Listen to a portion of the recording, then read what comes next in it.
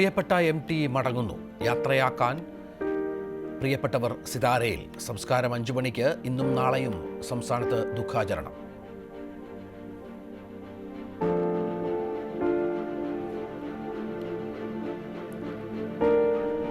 മലയാളത്തിന്റെ നഷ്ടമെന്ന് മുഖ്യമന്ത്രി. കേരളത്തിന് സംഭവിച്ച ഏറ്റവും വലിയ നഷ്ടമാണ്. മഴ തോടുന്നതുപോലെയുള്ള ഏകാന്തതയെന്ന് മോഹൻലാൽ.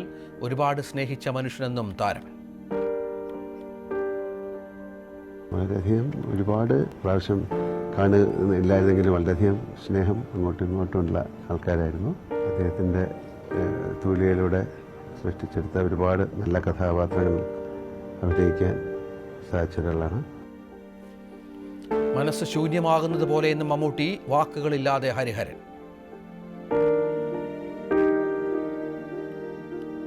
വാസട്ടം മരിക്കരുതെന്ന് ഞാൻ നേർച്ചകൾ നേർന്നു.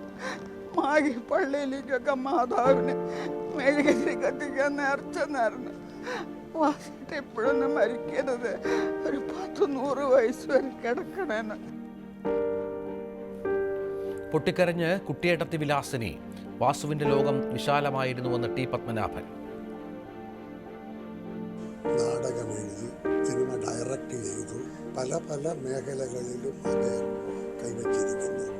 അദ്ദേഹത്തിൻ്റെ ലോകം വളരെ വിശാലമാണ്.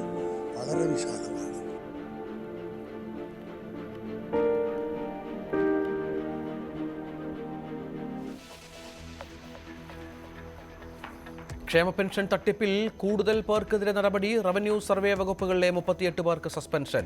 18% പലിശ സഹിതം തിരിച്ചു പിടിക്കാൻ ഉത്തരവ്.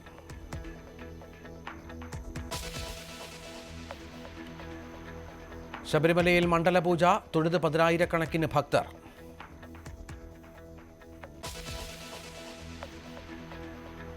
സുനാമി വീശിയടിച്ചിട്ട് 20 ആണ്ട്. കടലിന്റെ കലിയിറഞ്ഞവർ ഇന്നും നീര് തേടി അലയുന്നു. പാതി വഴി പോലും പിന്നിടാതെ പുനരധിവാസ പദ്ധതികൾ.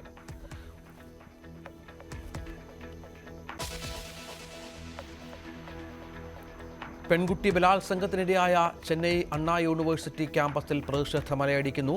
പ്രതിക്കെതിരെ മോഷണമടക്കം 15 കേസുകൾ. DMK ബന്ധമെന്ന് BJP. സർവകലാശാലയ്ക്ക് മുന്നിൽ സംഘർഷം.